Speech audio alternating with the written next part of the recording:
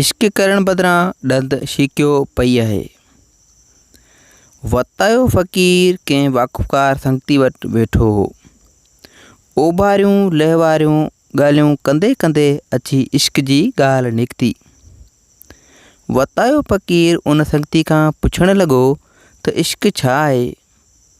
हुन चयो, इश्क दिलि जी विंदर आहे ऐं रूह जी राहत आहे। जंहिंखे इश्क अंदर में न आहे उहो इंसान ई न आहे। तंहिं ते वताये फ़क़ीर चयो, तॾहिं आउं बि भली इश्क करियां।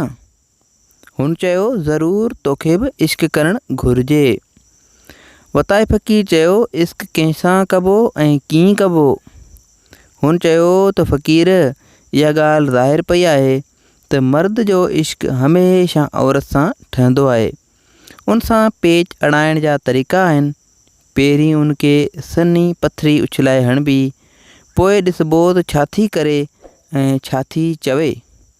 उन मूजिबि उन सां पेर ऐं ॻंढिबो ऐं राब्तो रखिबो। इहे ख़बरूं करे ॿई हिक ॿिए खां मोकिलाए तोकिलाए हलिया विया।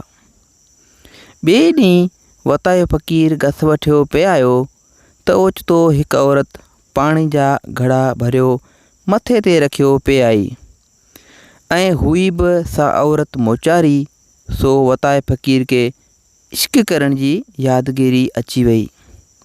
सो फ़क़ीर देरी न कयो ऐं हिकिड़ो ज़ुंबूटो खणी ठका करायांसि। ज़ुंबूटो जो लॻण हुन जा दिला भॼी अची पट ते किरिया ऐं माई वञी पट ते फ़हको कयो ऐं ढकरजी पई। फ़क़ीर मथां उहो लका ॾिसी वठी भॻो ऐं भॼंदो भॼंदो घस ते वञी कंहिं हमरा खां मिलियो। हमरा पुछियसि त छा थियो, भॼंदो पियो अची। वताये फ़क़ीर चयो, वञ, इश्क करण बदिरां माई ॾंद छिकियो पई आहे, यानी ॾंद पटियो पई आहे। साथियो, उमेदु आहे त तव्हांखे कहाणी जो मक़सदु सम्झ में अची वियो हूंदो। वधीक वीडियो जे लाइ असांजे चैनल खे सब्सक्राइब कंदा।